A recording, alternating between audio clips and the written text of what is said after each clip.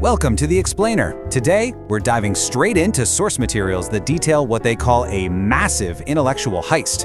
We're going to unpack how the Japanese Empire, during its colonial rule over Korea, didn't just occupy the land.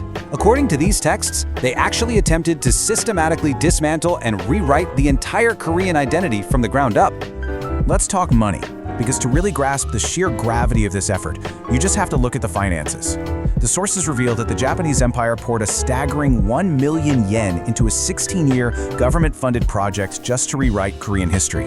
Now, to put that into perspective, back in the early 20th century, that was an absolutely astronomical sum.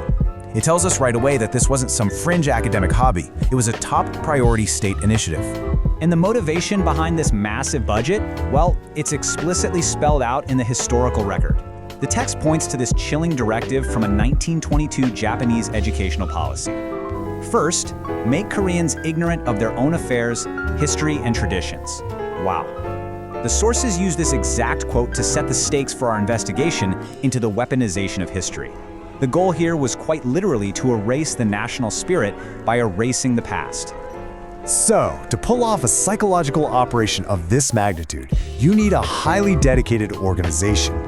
That brings us to the birth of the Joseon History Compilation Committee. The text defined this committee as a state-run organization established by imperial decree in 1925. But the source material strongly argues that this wasn't an objective academic endeavor, not by a long shot. Instead, it was a direct political tool, strictly overseen by the Japanese Governor-General. Its specific design? To compile history entirely from the colonizer's perspective and stamp out the Korean independent spirit. And according to the texts, the actual makeup of this committee was highly calculated. Top minds from Tokyo Imperial University, we're talking scholars like Kuroda Katsumi and Imanishi Ryu, were mobilized to create this master narrative, and they held all the real authority. Meanwhile, Korean collaborators were added to the roster merely for show. It was basically a way to feign legitimacy and give the illusion of a cooperative academic project. The output of this committee was just staggering. The result was 35 volumes of fabricated history, making up 24,000 pages. But it wasn't just the sheer volume that mattered. It was what those pages contained, and maybe more importantly, what they left out. The sources highlight that these volumes deliberately erased ancient eras of Korean history, heavily skewing the narrative to justify the eventual fall of the Joseon dynasty. So how exactly did they rewrite this history? Let's take a look at the specific academic weapons used, which the sources called the 3 pillars of colonial historiography. The sources assert that colonial scholars basically invented 3 core theoretical frameworks. Why? To logically justify their domination to both the rest of the world and to the colonized subjects themselves. These 3 pillars, heteronomy, stagnation, and factionalism, were pumped right into the educational system to fundamentally alter how Koreans viewed themselves. Let's break these down one by one. First up is heteronomy theory. This is the argument that Korean history was always driven by external foreign forces, and that it lacked any independent or autonomous development. This brilliantly illustrates how the colonizers framed Japanese rule. By pushing this theory, the sources explain that they framed the occupation not as a hostile invasion, but as a completely natural progression of Korea's historically dependent destiny. Basically, just the latest chapter in a long history of being ruled by outsiders. The second pillar is stagnation theory.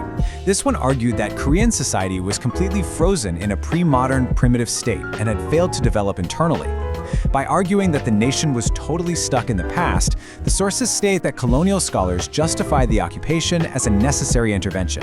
They painted themselves as this modernizing force, coming in to bring civilization to a stalled-out society. And the third pillar is factionalism theory. This is the argument that Koreans are inherently prone to political division, infighting, and self-destruction. Critics in the source material assert this theory was heavily pushed to instill a deep sense of national nihilism.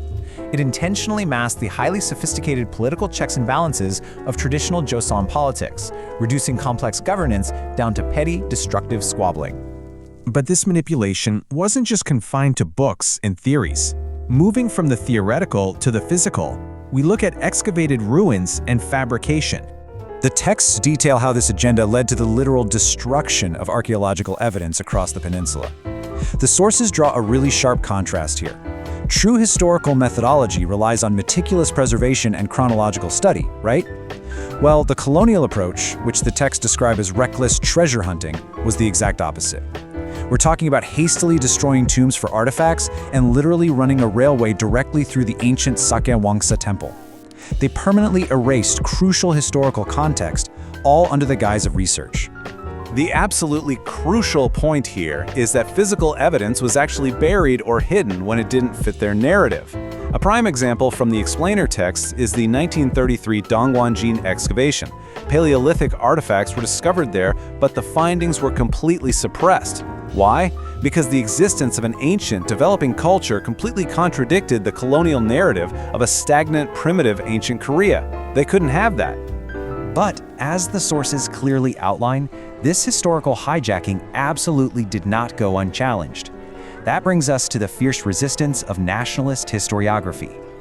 This was an intellectual counter-offensive launched by Korean scholars, and it's perfectly captured in this powerful quote from scholar Park Eun-sik. "Even if the nation perishes, the nation's spirit must not perish, and to keep it alive, we must not lose our history." They deeply understood that historical consciousness was the ultimate key to national survival and eventual liberation. The sources outline how this counter-movement was built step by step. First, scholars like Shin Chae-ho and Park Eun-sik worked to establish autonomous historical roots, completely rejecting heteronomy. Then, Jong In-bo worked to empirically validate these claims against the colonial narratives. And finally, An Jae-hong systematized these nationalist theories, forming a cohesive academic front that fought tirelessly to reclaim an autonomous historical narrative. Now we reach the climax of our explainer, the unfinished history war, and the source material's most explosive claims regarding the lingering aftermath of all this today. The texts argue that this isn't just a story about the past, it's very much about the present. They map out an investigative timeline connecting the 1920s straight to today. The sources argue that the academic lineage of colonial scholars, specifically pointing to figures like Imanishi Ryu, actually survived liberation through their Korean students. The text highlights scholar Lee Byung-do as a key bridge, arguing that this academic lineage subsequently dominated modern institutions in the post-1945 era. According to the provided documents, these modern mainstream scholars face fierce accusations. They're accused of perpetuating the very colonial frameworks established by the original compilation committee. The sources claim this modern academia continues to cling to colonial-era geographic boundaries, completely rejects nationalist histories as mere myths, and actively marginalizes independent historical frameworks. So why does this matter today? What should you really take away from this? It's all about vulnerability. The sources argue that a weak, compromised, autonomous, historical consciousness leaves the door wide open for new historical hijackings, right now in the modern era. The texts specifically point to modern ideological threats like China's Northeast Project, suggesting that without a strong, decolonized history, a nation remains perpetually at risk of having its identity rewritten by outside powers. Which brings us to the end of our deep dive into these fascinating texts. We want to leave you with this final provocative thought, derived directly from the source material. It really makes you reflect on the historical narratives we are taught today. If history shapes the future, who's actually shaping our history? Thanks for exploring this with us.